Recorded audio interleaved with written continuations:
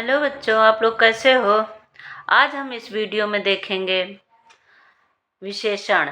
आज मैं आपको बताऊंगी विशेषण विशेषण किसे कहते हैं और विशेषण के कितने भेद होते हैं। ठीक है बच्चों, तो विशेषण किसे कहते हैं। विशेषण देखो, मैंने पहले संज्ञा और सर्वनाम की वीडियो मैं बना चुकी हूँ। आप मेरे चैनल को देखेंगे तो मिल जाएंगी वो वीडियो। ठीक है, संज्ञा और सर्वनाम की।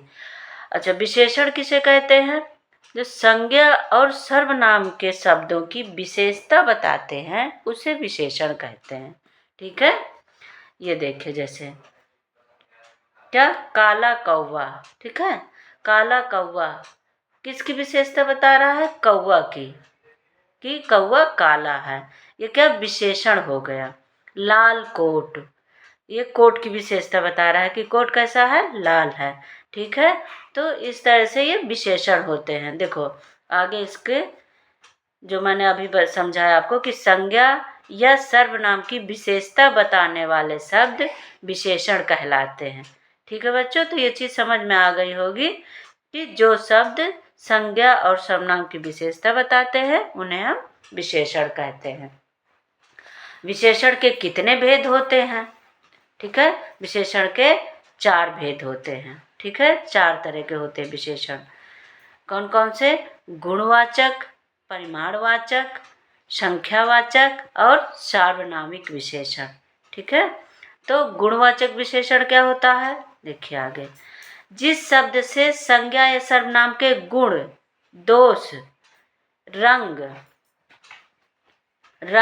दशा, आकार आदि का बोध हो उसे गुणवाचक विशेषण कहते हैं। ठीक है, जैसे क्रूर भी दयावान आदमी बन गया। ठीक है, क्रूर भी दयावान आदमी बन गया। इसमें क्या है, आदमी की विशेषता बताई गई है। क्या, क्रूर, दयावान, ये सब क्या है, ये विशेषताएं हैं। ठीक है, आगे क्या है, लो मीठा संतरा खाओ। संतरा कैसा है, मीठा है। असहाय स्त्री को भी सहारा दो। किसको, स्त्री को, क्या, असहाय। तो ये क्या हो गया, ये विशेषण है। ठीक है, मीठा ये विशेषण है। ठीक है, ये शब्द क्या है, गुणवाचक विशेषण कहलाते हैं। ठीक है, आगे क्या है, देखो परिमाणवाचक विशेषण। परिमाणवाचक विशेषण किसे कहते हैं, ये देखिए। परिमाणवाचक विशेषण, जो शब्द संज्ञा या सर्वनाम के परिमाण यानी कि नाप तौल का ज्ञान कराते हैं उन्हें परिमाणवाचक सूचक कहते हैं हम। ठीक है, कौन सा, परिमाण सूचक विशेषण कहते हैं। ठीक है बच्चों, जैसे दुकान से 1 लीटर तेल ले आओ।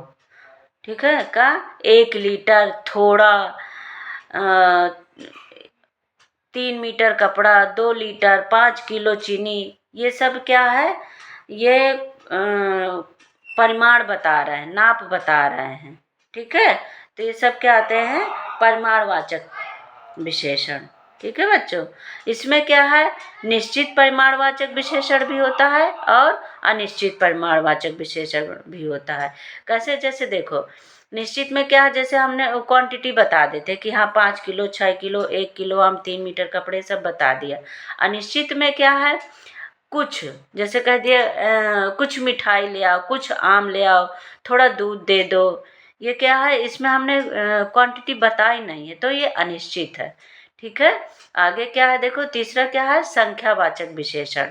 जिस विशेषण से संज्ञा या सर्वनाम की संख्या प्रकट हो उसे संख्यावाचक विशेषण कहते हैं। जैसे रेणु के पास 5 रुपए हैं, इसमें क्या है, संख्याएं बताई जाती, वह तीसरी मंजिल पर रहता है।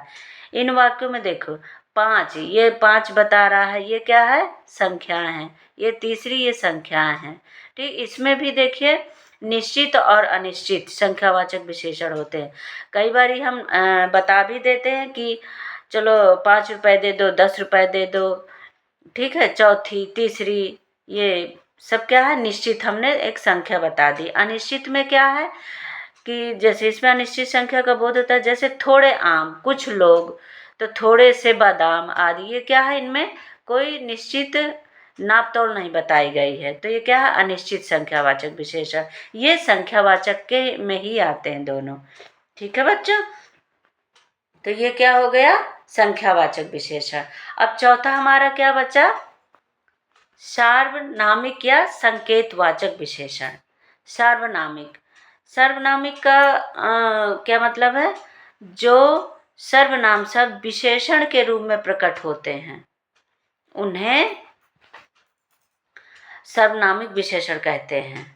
सर्वनामिक विशेषण को संकेतवाचक विशेषण भी कहते हैं। ठीक है, यदि किसी सर्वनाम के बाद कोई संज्ञा प्रयुक्त हो तो सर्वनाम वहाँ सर्वनामिक विशेषण बन जाता है। देखिए यहाँ पे, जैसे यह घड़ी रेखा की है, वह बच्चा खेल रहा है, ये संतरे मेरे हैं। मतलब उन्होंने एक बात उस तरह से बोली कि नहीं, यह घड़ी, उन्हें पक्का पता है कि यह घड़ी रेखा की है। ठीक है, वो अंदाजा नहीं लगा रहे, उन्होंने सीधा बता दिया, उसी को कहते हैं सार्वनामिक। उन्होंने नाम लेके बता दिया कि यह घड़ी रेखा की है, वह बच्चा खेल रहा है, ये संतरे मेरे हैं, वे लोग कौन हैं, मतलब वो जानते हैं, कह रहे हैं कि वे लोग कौन हैं।